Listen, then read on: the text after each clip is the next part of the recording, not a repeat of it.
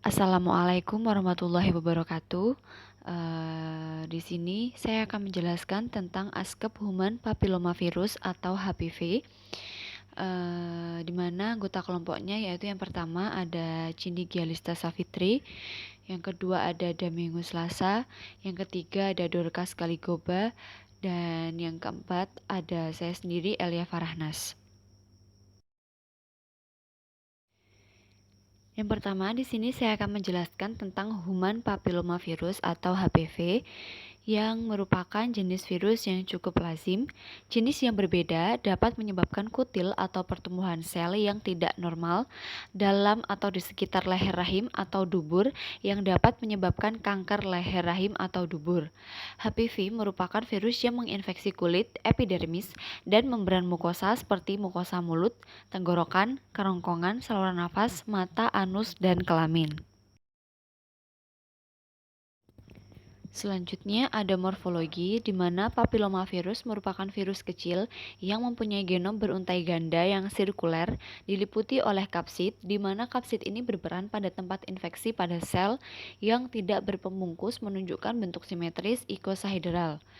Kemudian terdapat penyakit yang ditimbulkan. Yang pertama ada kutil kulit, di mana berbagai jenis HPV menyebabkan kutil umum pada tangan atau kaki. Beberapa jenis HPV juga dapat menyebabkan kutil kelamin pada penis, vagina, dan dubur. Yang kedua ada kanker serviks, di mana peristiwa kanker serviks diawali dari normal serviks yang terinfeksi HPV dan menyebabkan timbulnya displasia sehingga menimbulkan kanker. Penyebab kanker ini adalah HPV sejenis virus yang menyerang manusia dan berpotensi menyebabkan terjadinya komplikasi dan kemandulan. Kemudian, infeksi HPV dapat terjadi saat berhubungan seksual pertama, biasanya pada masa awal remaja dan dewasa.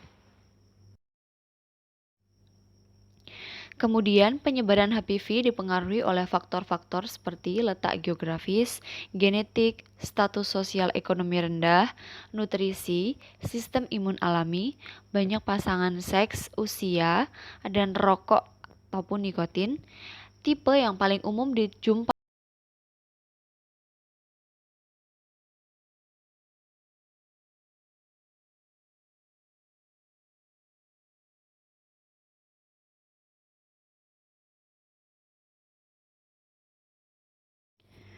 Kemudian, penularan HPV tidak hanya tertular melalui pertukaran cairan tubuh, terutama melalui hubungan seks, pertukaran jarum suntik untuk digunakan bersama, dan lain-lain, tetapi juga lewat penggunaan barang secara bersamaan, yaitu handuk, spray, dan lain-lain.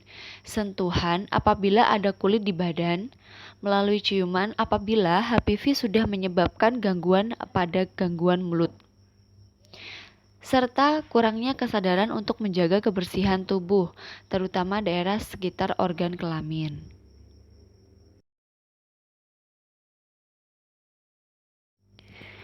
Gejala HPV.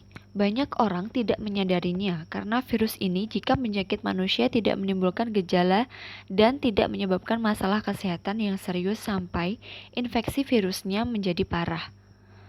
HPV tidak seperti virus lainnya yang menunjukkan gejala fisik menurun apabila terjadi virus ini, tetapi seseorang, baik pria maupun wanita, dapat terkena HPV bertahun-tahun sebelum ia menyadarinya. Tanda-tanda terserang HPV sering hanya ditunjukkan oleh tumbuhnya kutil. Kutil yang tumbuh mungkin berwarna merah muda, putih, abu-abu, ataupun coklat. Awalnya hanya berbentuk bintik-bintik kecil yang kemudian bersatu membentuk kulit yang lebih besar. Semakin lama kutil dapat menjadi semakin besar. Pertumbuhannya semakin besar dan banyak jika tumbuh di kulit lembab akibat kebersihan kulit kurang dijaga. Terdapat gejala fisik yang terlihat pada wanita. Yang pertama, kulit pada organ kelamin, dubur, atau pada permukaan vagina. Kemudian, pendarahan yang tidak normal. Kemudian, vagina menjadi gatal, panas, atau sakit. Yang kemudian, gejala fisik yang terjadi pada pria. Yang pertama, kutil pada penis, anus, atau skrotum. Kemudian terdapat kutil pada uretra, mungkin terjadi penurunan jumlah urin.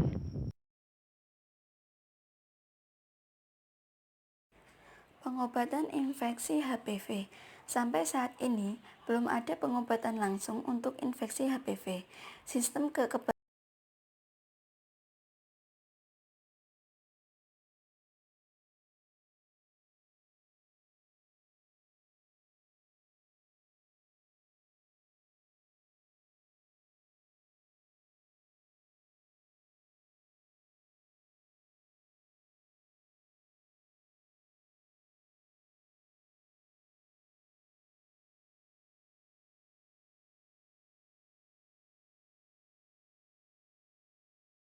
pencegahan. Tidak ada cara yang mudah untuk mengetahui apakah seseorang terinfeksi HPV. Orang tidak menunjukkan tanda atau gejala infeksi HPV pun tetap dapat melakukan infeksinya sebagai karir. Pencegahan yang dapat dilakukan seperti gunakan kondom, jangan merokok, jangan berganti-ganti pasangan seks, satu lebih baik, lakukan tes PAP minimal setahun sekali.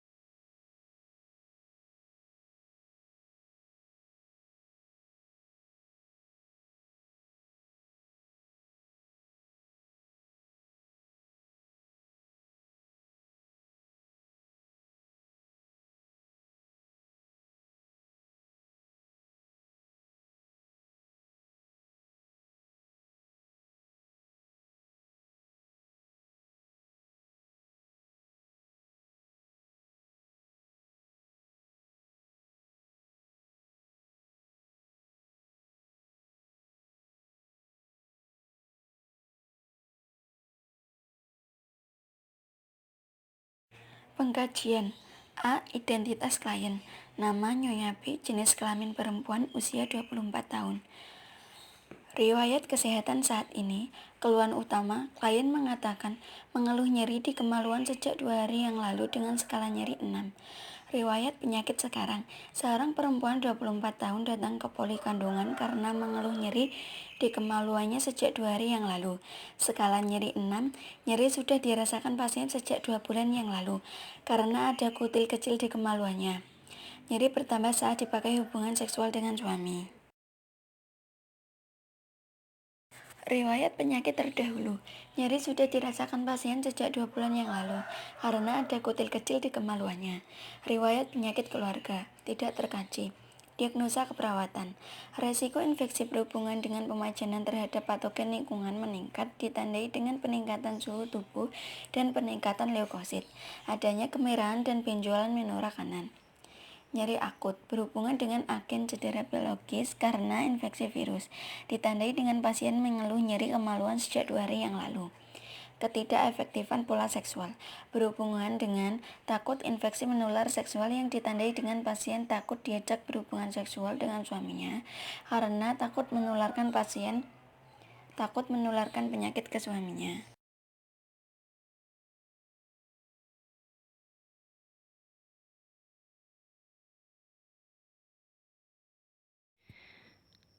Kemudian saya akan membacakan analisa data.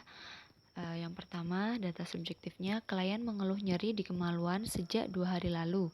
Nyeri sudah dirasakan pasien sejak 2 bulan yang lalu karena terdapat kutil kecil di kemaluannya. Nyeri bertambah saat berhubungan seks. Data objektifnya yaitu skala nyeri 6, tekanan darahnya 120 per 80 mmHg, RR-nya 22 kali per menit, nadinya 98 kali per menit, wajah tegang.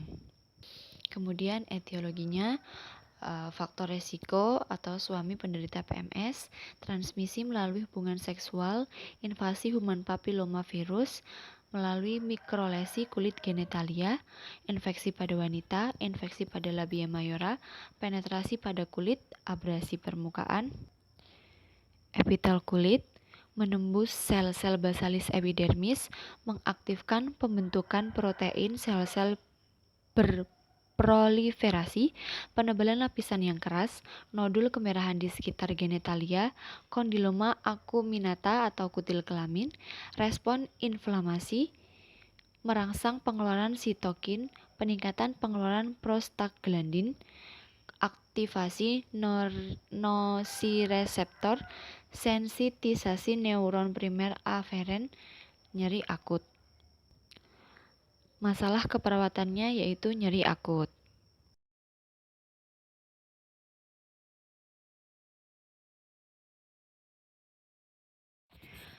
Yang kedua yaitu data subjektif, mengeluh nyeri di kemaluannya pasien, mengaku tahu kalau sakit kelamin karena tertular suami lamanya. Data objektif, suhu 37,8 derajat Celcius, terdapat benjolan seperti jengkel ayam di labia minora kanan, warna benjolan merah, laboratorium leukosit 14.000 UF. Etiologi yaitu faktor resiko, transmisi melalui hubungan seksual, invasi human papillomavirus melalui mikrolesi kulit genitalia, infeksi pada wanita, infeksi pada labia mayora, penetrasi pada kulit, abrasi permukaan epitel kulit, menembus sel-sel basalis epidermis, mengaktifkan pembentukan protein sel-sel berproliferasi, penebalan lapisan yang keras, nodul kemerahan di sekitar genitalia, kondiloma acuminata atau kutil kelamin, infeksi.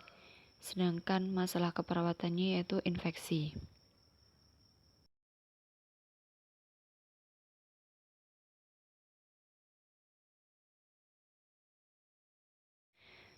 Kemudian yang ketiga, data objektif. Klien mengatakan selama 4 bulan menikah dengan suami yang kedua, pasien selalu takut jika diajak berhubungan seksual karena takut menularkan penyakitnya. Pasien mengatakan menahan rasa sakit di kemaluannya setiap berhubungan seksual karena takut suaminya tahu tentang penyakitnya.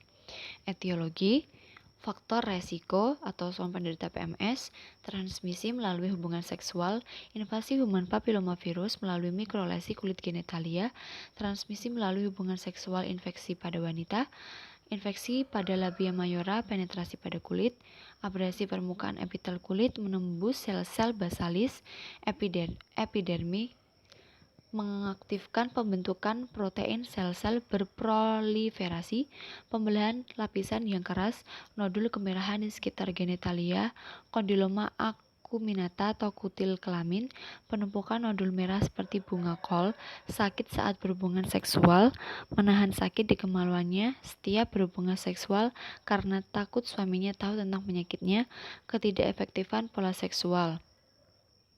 Kemudian, masalah keperawatannya yaitu ketidakefektifan pola seksual.